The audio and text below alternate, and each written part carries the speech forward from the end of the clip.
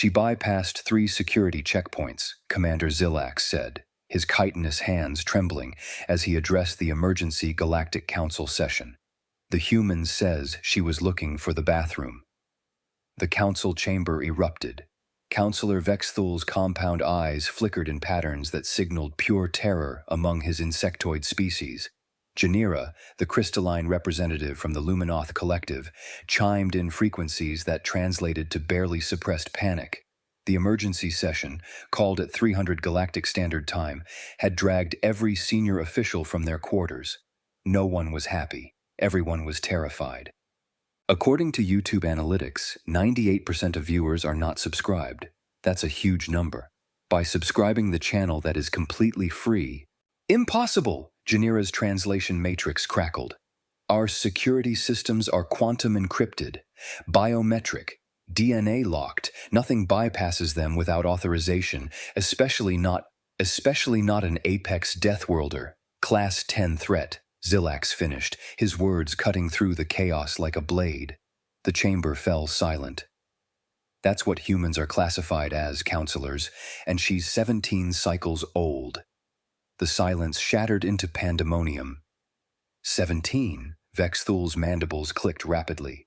You brought an adolescent human to council headquarters? Are you attempting to trigger a extinction-level event? I didn't bring her anywhere! Zilax slammed his datapad on the podium. She's part of the cultural exchange program, the one you all approved last cycle because the file said honor student and debate team captain. What's debate? Someone asked from the back. Ritualized verbal combat, Janira supplied, her crystalline structure dimming. Oh no. Oh no. They train their young in combat techniques and disguise it as education. Zilax pulled up the holographic file, and Mia Johnson's image materialized above the council floor. She looked harmless. Brown hair pulled into a ponytail, wearing something called a hoodie with text reading Meadowbrook High, class of 2184. Bright smile, holding a trophy with regional debate champion engraved on it. This is the apex predator? Councillor Durax asked skeptically. She looks small. That's what they want you to think, Vexthul hissed. I've read the reports. Human adolescents are more dangerous than adults. Their frontal cortex hasn't fully developed, which means reduced risk assessment combined with peak physical capabilities and hormone-driven aggression. They're essentially feral versions of an already terrifying species. Her credentials, Janira read from the file, voice wavering, include maintaining a 4.0 GPA, that's perfect academic performance, while captaining the debate team, volunteering at a care facility for vulnerable young, and working part-time as what's a babysitter? She guards offspring, Zilax explained grimly. Alone. For payment, human parents trust their most vulnerable young to 17-cycle-olds. The council absorbed this information like a physical blow. Where is she now? Durax demanded. Waiting! Chamber 3, Zilax said. Under surveillance. She's been there for 20 minutes while I briefed you. And she's compliant? Not attempting escape or displays of dominance? Zilax gestured to the wall screen which flickered to life.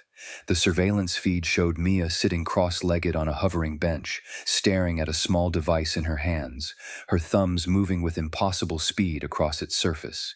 She appeared completely relaxed, occasionally smiling at whatever she was viewing. What is she doing? Janira asked, leaning forward.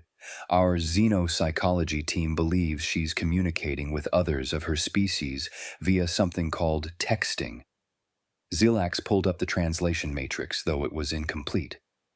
We've intercepted fragments. She told someone named Ashley that she's stuck in the world's most boring waiting room and asked if anyone's saved notes from chem class.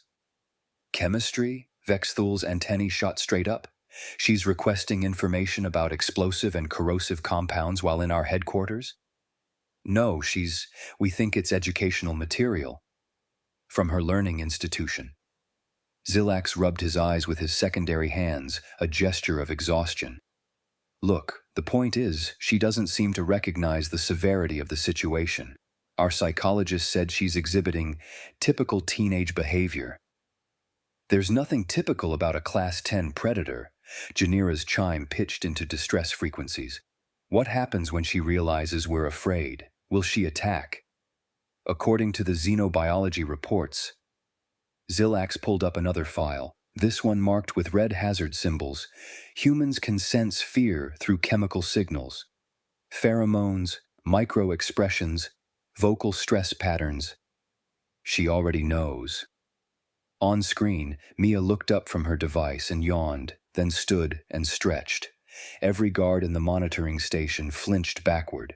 She walked to the refreshment dispenser, examined it with mild curiosity, and pressed several buttons. Nothing happened. She shrugged, returned to her seat, and resumed her texting. She just gave up? Drax asked, confused. No aggression response? No dominance display? That's what concerns me most, Zilax admitted. She's not behaving like a predator. She's not establishing territorial boundaries or testing our defenses. She's just waiting, like this is normal for her. Maybe she's lulling us into complacency, Vexthul suggested. Classic ambush predator behavior. For 20 minutes, while texting her friends about schoolwork? Janira's tone conveyed skepticism even through the translation. Commander, are we certain the classification is correct? Perhaps humans aren't as dangerous as... The chamber doors opened. Every counselor reached for personal shields or defensive positions, but it was just Zilax's aide, a young Prelian whose blue skin had paled to almost white. Sir, the aide whispered, she's asking if the meeting will take much longer. She has a curfew. A what? Mandatory return time to her dwelling. Apparently her parental units require her to be home by 22 hours, or she faces consequences. The aide checked his data pad. She asked very politely if we could speed things up because she still has homework. Zilax stared at his aide, then at the council.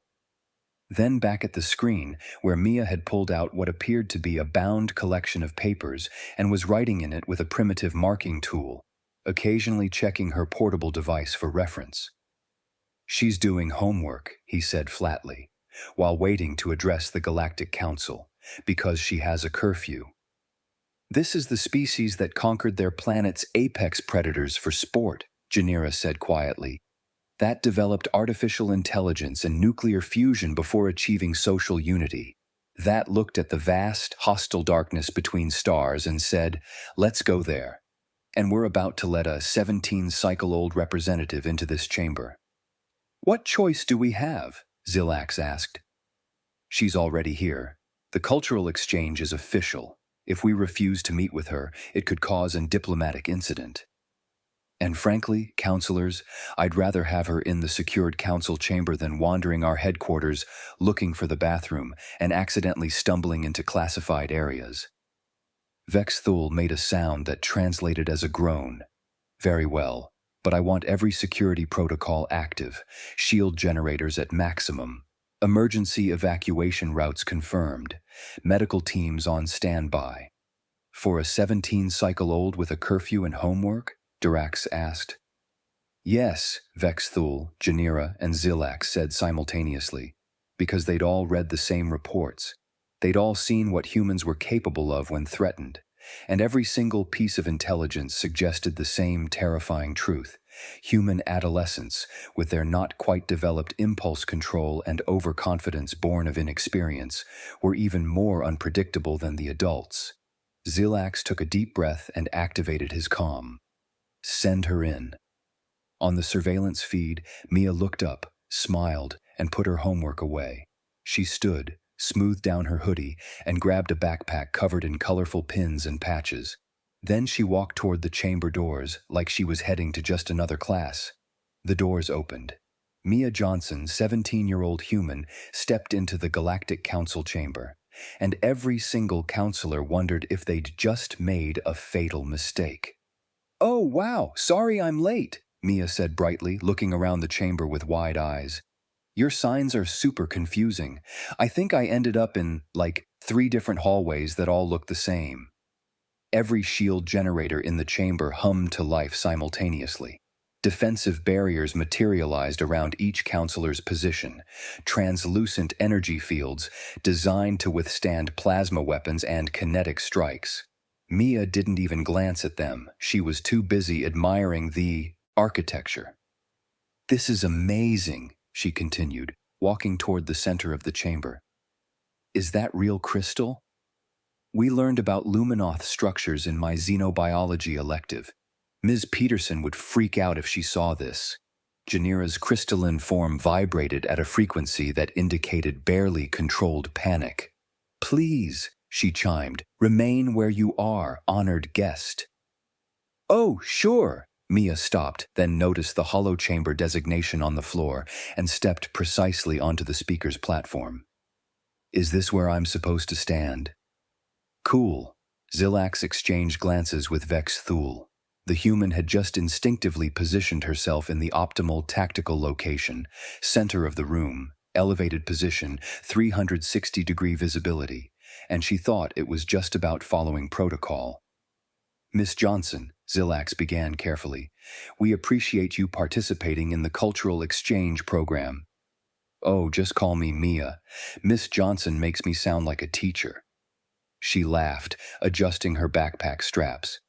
"So what's this about? The message just said you needed to discuss something important with the human representative. Am I, in trouble for something? Because I swear I didn't know the purple food cubes were sacred or whatever." "You're not in trouble," Janira assured quickly. Too quickly. "We simply wish to consult with you on a delicate matter." "Okay, shoot." Mia pulled out her phone, glanced at it, then put it away. "I've got maybe an hour before I need to head back." "The matter," Vex Thul said slowly, "concerns the Krix'tar Dominion." Mia's expression didn't change. "Sorry, who?" "The most aggressive warrior species in the known galaxy," Dirac supplied. "They've conquered 47 systems through military force. Their culture revolves entirely around combat, dominance hierarchies, and territorial expansion."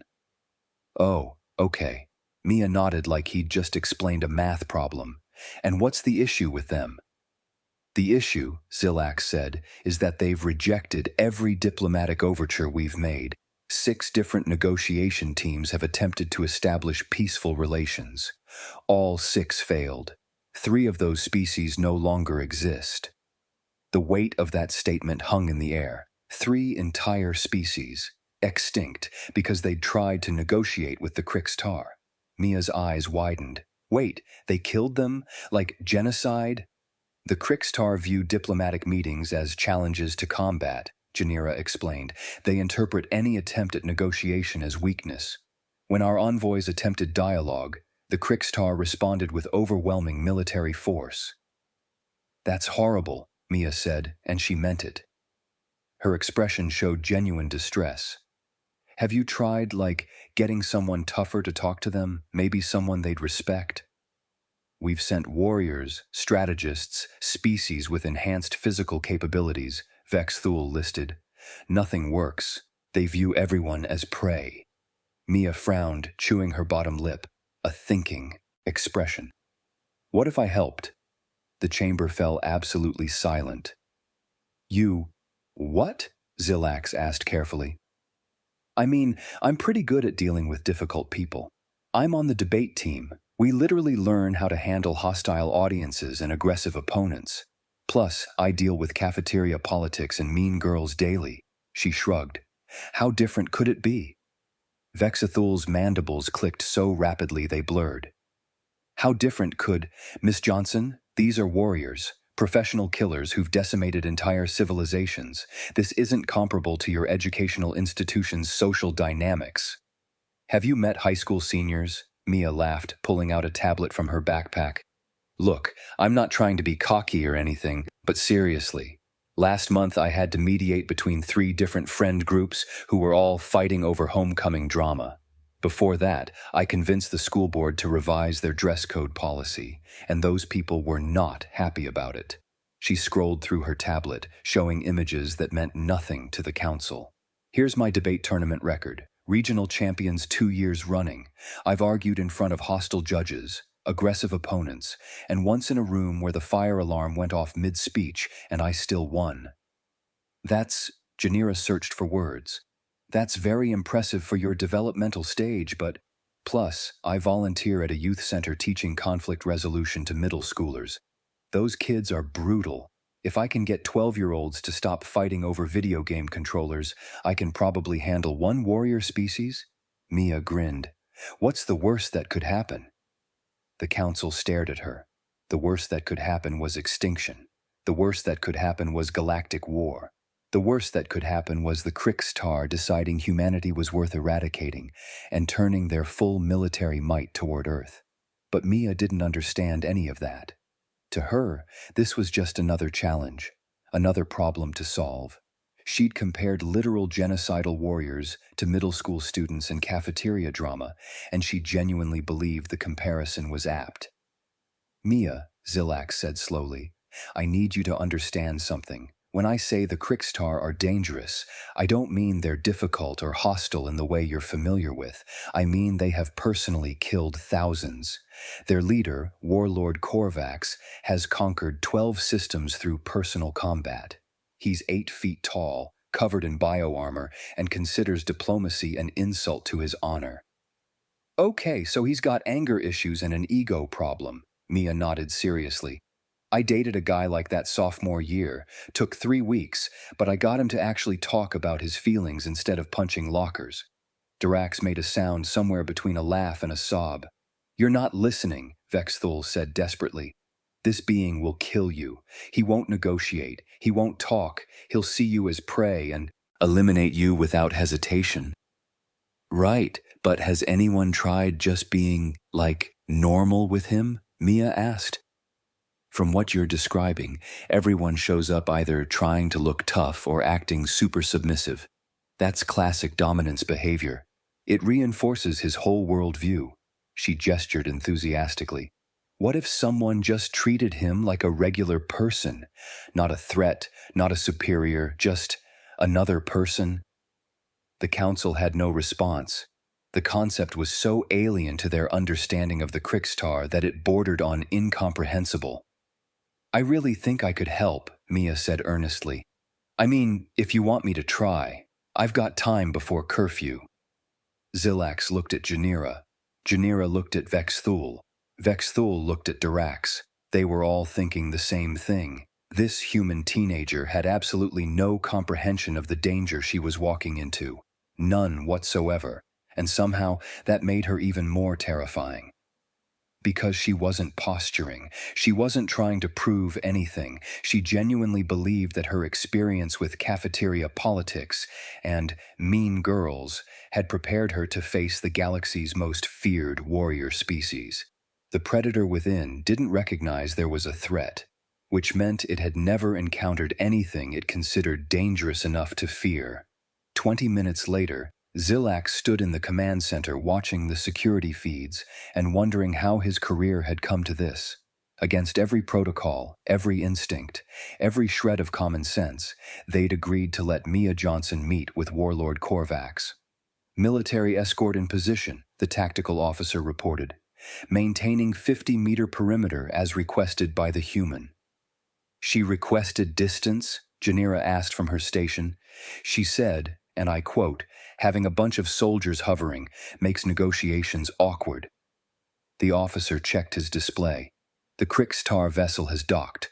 Warlord Khor'vax is approaching the meeting chamber now. On screen, Mia sat in a neutral negotiation room, scrolling through her phone.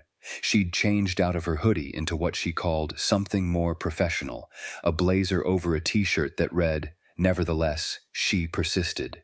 She'd pulled her hair back and was wearing glasses now, looking every bit like a student preparing for a presentation. The doors at the opposite end of the chamber split open. Warlord Khor'vax entered, and the sensors immediately registered the threat. 8 feet of bioengineered muscle and armor plating. 4 arms, each ending in claws designed to rend metal. Facial structure that was all angles and aggression, with eyes that glowed a deep crimson. His armor was decorated with tally marks, each one representing a defeated enemy. There were thousands of them. Oh, stars and voids, Vexthul whispered. She's standing up. Why is she standing up? Mia had indeed stood, smoothing down her blazer. She smiled, friendly, open, like she was greeting a teacher. Hi, you must be Khor'vax. I'm Mia. Thanks for meeting with me. Khor'vax stopped, his head tilted, analyzing. Then he threw his head back and released a roar that rattled the chamber's reinforced walls, a territorial challenge that had preceded the death of thousands. It translates roughly to, I am dominant, I am death, submit or be destroyed. Mia waited for him to finish, then checked her phone. Are you done? Because I have a curfew, and I really need to keep this moving. The command center fell silent. Every tactical officer stared at their screens in disbelief. Khor'vax's eyes narrowed. His lower arms spread wide, displaying the weapons mounted on his armor, plasma cannons, blade launchers, fusion charges, enough firepower to level a city block. He began speaking in Krix'tar battle tongue, the translation scrolling across Zelax's screen. I have conquered 12 systems. I have personally slain 300,000 warriors. I have destroyed 6 negotiation teams who dared to waste my time with talk of peace. You stand before Khor'vax the Destroyer, breaker of worlds, and you speak of curfew? Yeah, my parents are pretty strict about it, Mia said, pulling out her phone again. Look, I'm not trying to be rude, but oh wait, let me show you something. She walked toward him, actually walked toward the 8-foot killing machine radiating murderous intent. Human approaching threat at unsafe distance, an officer shouted. Should we intervene? Not yet, Zelax said through gritted teeth. She asked for no interference. Mia held up her phone to Khor'vax, seemingly oblivious to his weapons, his size, his entire terrifying presence. This is my little brother's soccer schedule, see? He's got a game on Saturday at 10 a.m., and I promised I'd be there. He's the goalie, and he gets super nervous before games, so I always show up early to help him warm up. Khor'vax stared at the device, then at Mia, then back at the device. His second pair of arms lowered slightly, a sign of confusion that the xenopsychology team noted immediately. So basically, Mia continued, putting her phone away, I need to wrap this up by tomorrow afternoon latest, because I've got to help my mom with grocery shopping, then pick up my brother from practice, and I've still got that chem test to study for. She looked up at him with complete sincerity. Is that doable? You are scheduling me between errands? Khor'vax's translation came through with an edge of bewilderment that had never appeared in his voice profile before. Well, yeah, I mean, you've got stuff to do too, right?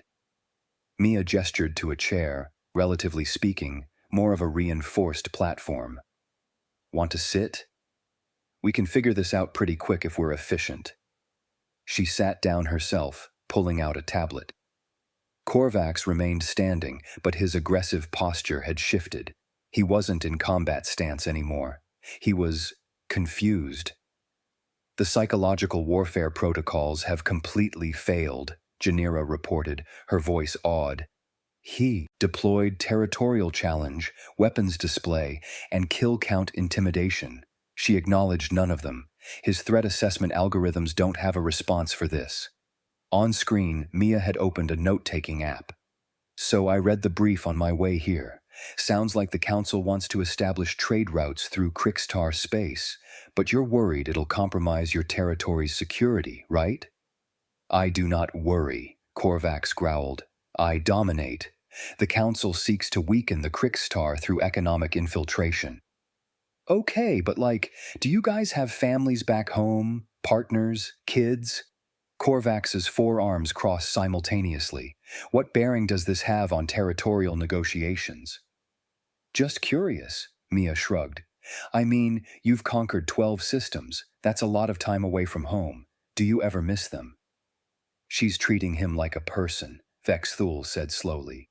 Not a threat, not a superior, just a person with a life outside of warfare. The Krix'tar are warriors. Battle is our purpose. Sure, but what do you do when you're not fighting? Mia asked, genuinely interested. Do you have hobbies? I do debate team, but I also really like painting. Well, I'm terrible at it, but it's fun. My friend Emma says my portraits look like melted faces, but whatever. Khor'vax stood completely still. In the command center, his biometric readings showed something unprecedented. His stress hormones were decreasing. The combat readiness markers were fading. He's confused, the xenopsychology officer reported. She's not showing submission, which would mark her as prey. She's not showing dominance, which would mark her as challenger. She's showing casual social familiarity.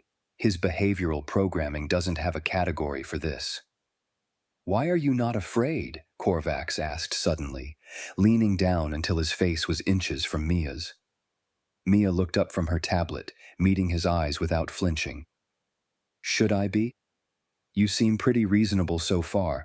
I mean, yeah, you roared when you came in, but my debate coach does that too when we're late to practice. You get used to it. She returned her attention to her tablet. Anyway, I was thinking, what if instead of trade routes, we start with like a cultural exchange thing? Low stakes, gives everyone time to build trust. You could send some of your people to learn about council species. They send people to learn about Krix'tar culture. Then once everyone's comfortable, we can talk about the bigger stuff.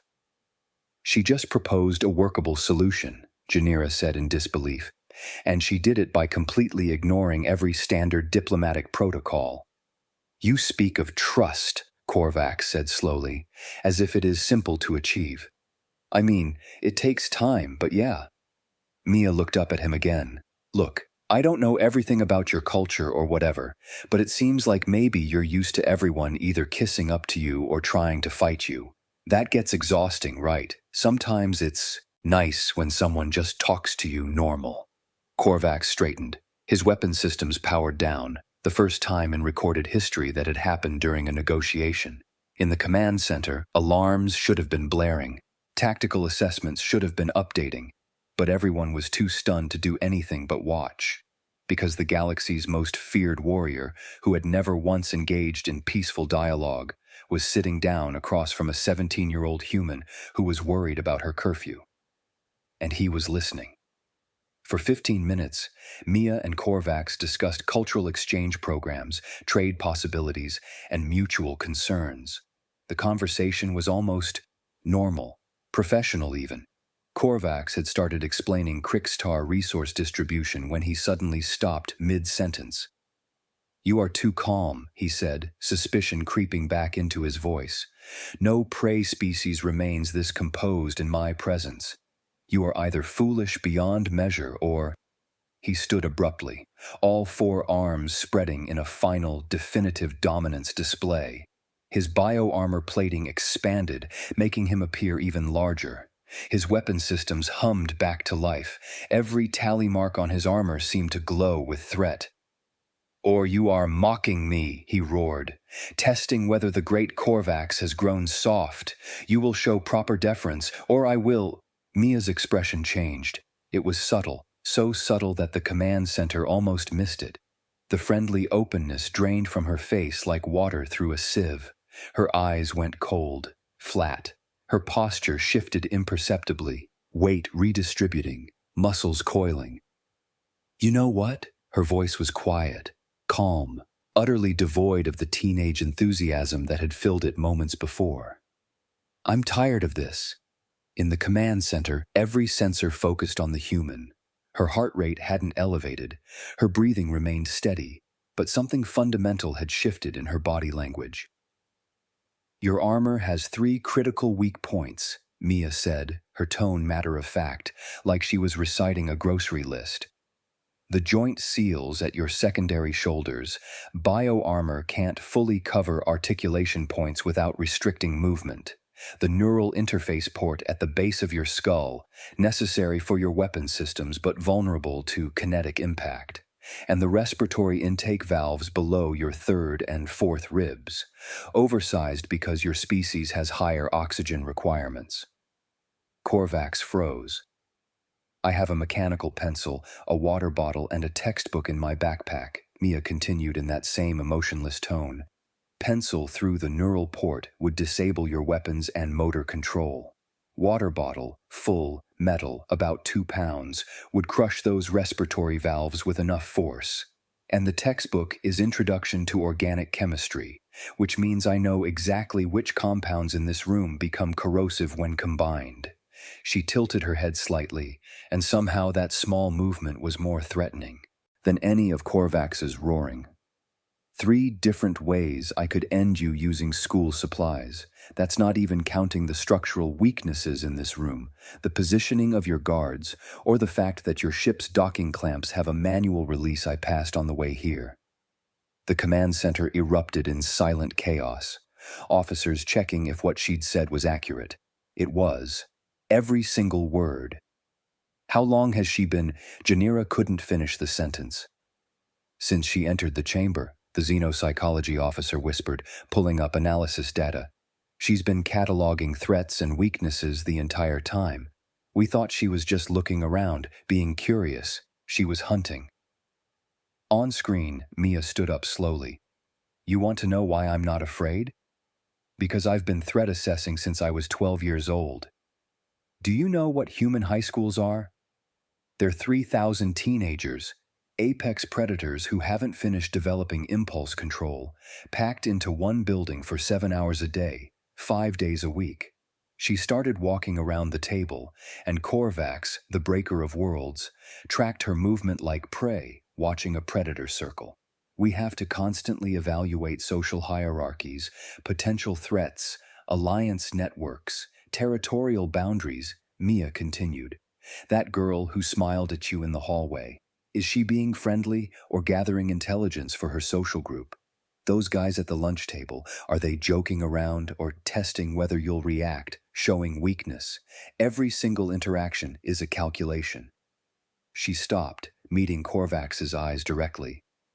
I track exit routes everywhere I go. I know which of my classmates have anger issues, which ones are unpredictable, which ones are dangerous when cornered. I monitor social dynamics like you monitor battle formations, and I do all of this automatically, unconsciously, every single day. The guards, Mia continued, gesturing vaguely toward the walls. 6 of them, positioned at standard security intervals, which means blind spots at 30-degree angles from each post. The door we came through has a manual override. I saw the panel when Khor'vax entered. This room's support beams are decorative, but the actual structural load is carried by the corner pylons, which means... Stop, Khor'vax said, and for the first time in his life there was uncertainty in his voice. You were analyzing me as prey this entire time? Not prey, Mia corrected, and her expression softened slightly, the coldness receding. A potential threat. There's a difference.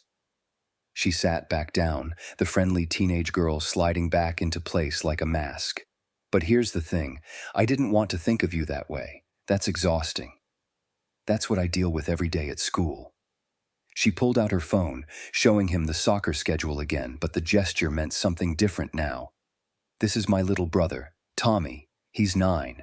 When I'm with him, I don't have to calculate social dynamics or assess threats.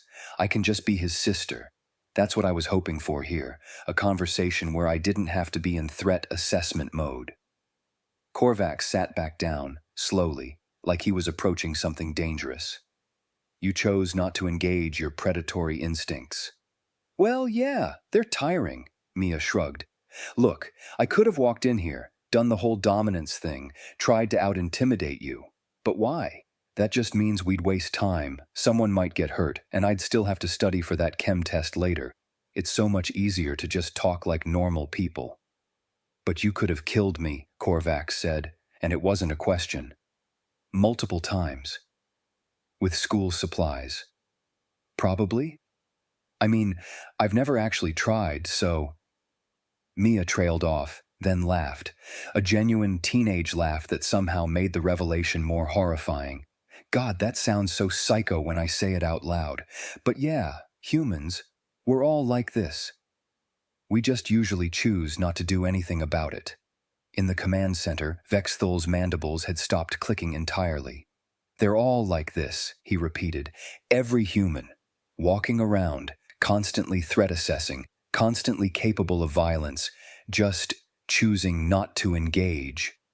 Apex predators, Janira whispered, who evolved social cooperation as a survival strategy. They don't hunt each other because it's more beneficial to work together, but the capability is always there, always.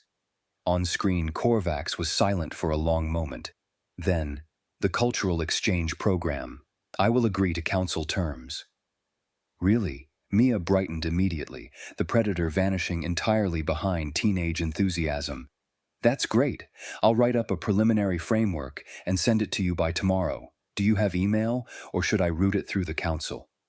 I will have my aides handle the communications, Khor'vax said, standing. He looked at her one more time, and something like respect, or possibly fear, flickered in his eyes. You are a worthy hunter, Mia Johnson. May your brother's competition be successful. Aw, thanks. I'll tell him you said that, she waved as he left. Nice meeting you. The door closed behind the warlord. Mia checked her phone, then started packing up her things, humming softly. In the command center, no one moved, no one spoke. They had just watched a 17-year-old human casually dismantle the galaxy's most feared warrior, not through violence, not through dominance displays, but by revealing that she'd been capable of killing him the entire time and simply chose not to because it was inconvenient. And now she was humming a pop song while organizing her backpack. The council reconvened in emergency session 3 hours later. Mia had left to grab dinner before curfew, and the moment she was safely off station, every senior official converged on the command center. Run it again, Zelax said, staring at the holographic replay. From the moment she entered, the footage played. Mia walking into the negotiation chamber, looking around with apparent curiosity. Except now, with thermal overlays and eye-tracking data, they could see the truth. Her gaze didn't linger on the beautiful architecture. It mapped angles, distances, structural vulnerabilities. Every casual glance was a tactical assessment. She never stopped hunting, Janira said, her crystalline structure flickering with distress. Not for a single second. Look here, Vexthul highlighted a moment where Mia had adjusted her backpack. We interpreted this as a nervous gesture, standard adolescent fidgeting. The footage zoomed in. Mia's fingers had briefly touched 3 different items in sequence: mechanical pencil, water bottle, textbook, the exact 3 items she'd later identified as weapons. She was confirming their location and accessibility, the tactical officer said, maintaining weapons readiness while appearing completely relaxed. And here, Janira brought up another clip, Mia checking her phone during Khor'vax's weapons display.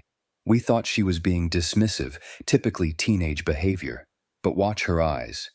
The eye-tracking data showed the truth.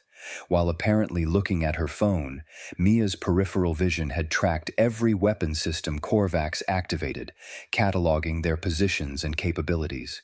The phone was a tool, Zelax said quietly. She used our own expectations about distracted teenagers to disguise active threat assessment. Dirax pulled up comparative data. I've been analyzing human adolescent behavior patterns. Their social structures are... He paused, searching for words. Their training exercises.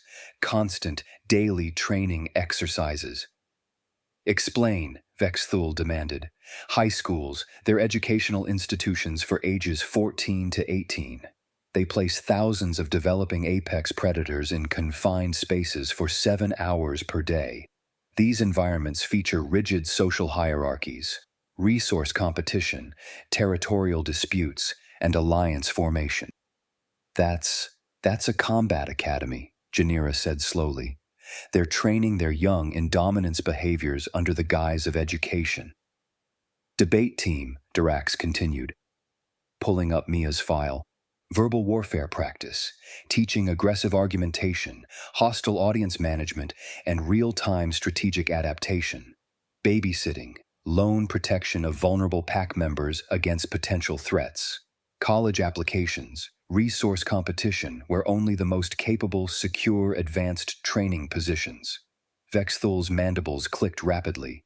Their entire adolescent experience is continuous combat readiness training, and they don't even recognize it as such.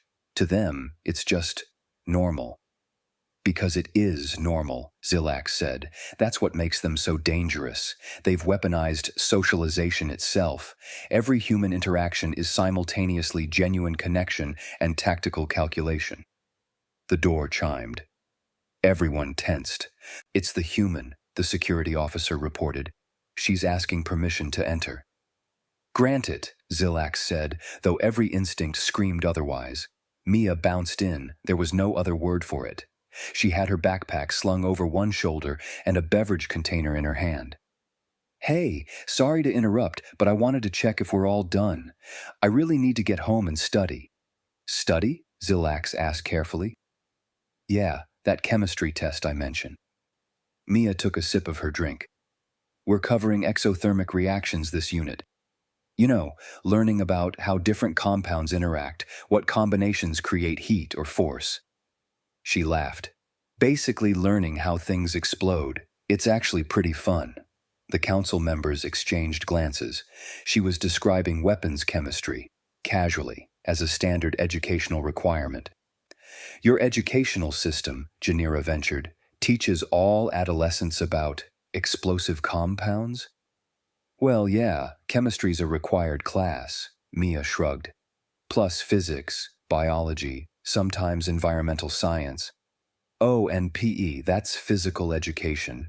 We learn combat, sports, team strategy, physical conditioning, competitive tactics. She grinned.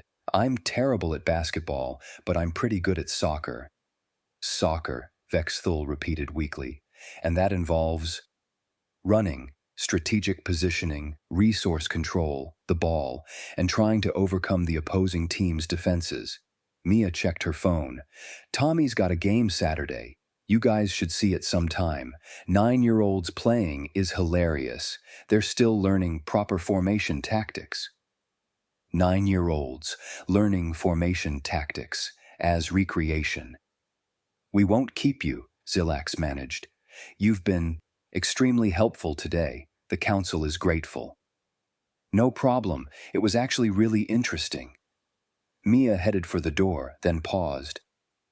Oh, tell Khor'vax I'll send him those preliminary documents tomorrow after school.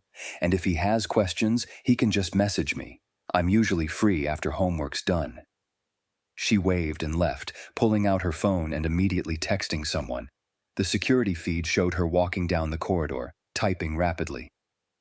OMG, that meeting was so boring, but I got out early. Want to grab food before curfew? Also, did you get the notes from Chem? I totally forgot to write down the homework. She sent it, then laughed at something someone replied with. A completely normal teenage girl, chatting with friends about homework and dinner plans. Every alien she passed instinctively moved aside, pressing themselves against the walls. On some level, some deep, evolutionary level, they recognized the predator walking among them. Even if she didn't. Classified. Galactic Council Security Memorandum. Priority. Alpha Critical Subject. Human Interaction Protocols. Major revision from Commander Zilak, Chief of Council Security. 2. All Council personnel, military commands, diplomatic corps, following today's incident. With human exchange student Mia Johnson, age 17 cycles, the following protocols are now mandatory. Threat classification.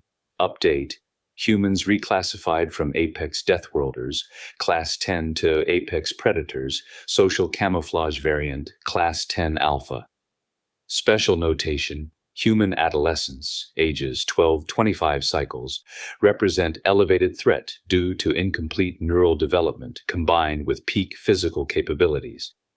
Behavioral analysis. All casual human behaviors must be analyzed as potential tactical actions. Assume constant threat assessment is occurring regardless of apparent distraction or engagement in social activities. Educational assessment. Human schools are to be recognized as multi-purpose facilities combining education with dominance hierarchy training, tactical development, and social warfare practice. Activities previously dismissed as games or clubs are strategic capability development. Never underestimate. The most dangerous human is not the one displaying aggression, but the one choosing not to engage predatory instincts. This choice indicates confidence in overwhelming capability. Communication protocol. Humans respond positively to being treated as non-threatening social equals. This is not weakness, this is preference. They choose social interaction over dominance displays. Respect this choice, as the alternative is inadvisable. Personal note, I have served in council security for 30 cycles. I have faced pirates, terrorists, and hostile military forces. Today, a 17-year-old human taught me the true meaning of fear, not through violence, but by revealing she'd been capable of it the entire time and found it too inconvenient to bother. The most dangerous predator is one that chooses not to hunt. Remember this. Always. And memorandum. Mia Johnson walked through the station's central hub, laughing into her phone. No, seriously, Emma, it was the weirdest meeting. They kept acting like I was going to, I don't know, start a war or something. I literally just talked to this warrior guy about cultural exchanges. She dodged around a group of Prelian traders who scrambled out of her path, completely unaware of their panic. Yeah, I should be home in like 20 minutes. Want a video chat while I study? Oh, and remind me to text Tommy good luck for his game. I promised I wouldn't forget again. She paused at a viewport, looking out at the stars while her friend talked, her reflection showing a teenage girl with a backpack and a drink, smiling at something funny. Behind that reflection, in the station's command center, Zilax watched the security feed and wondered, not for the first time that day, what humanity would look like when they finally decided to stop choosing peace. He hoped he'd never have to find out. Mia laughed at something Emma said, took another sip of her drink, and headed for the transport dock, already moving on to her next mundane concern, whether she'd have time to shower before curfew. The galaxy had been forever changed by a schoolgirl with a backpack and a chemistry test, and she had absolutely no idea. The end.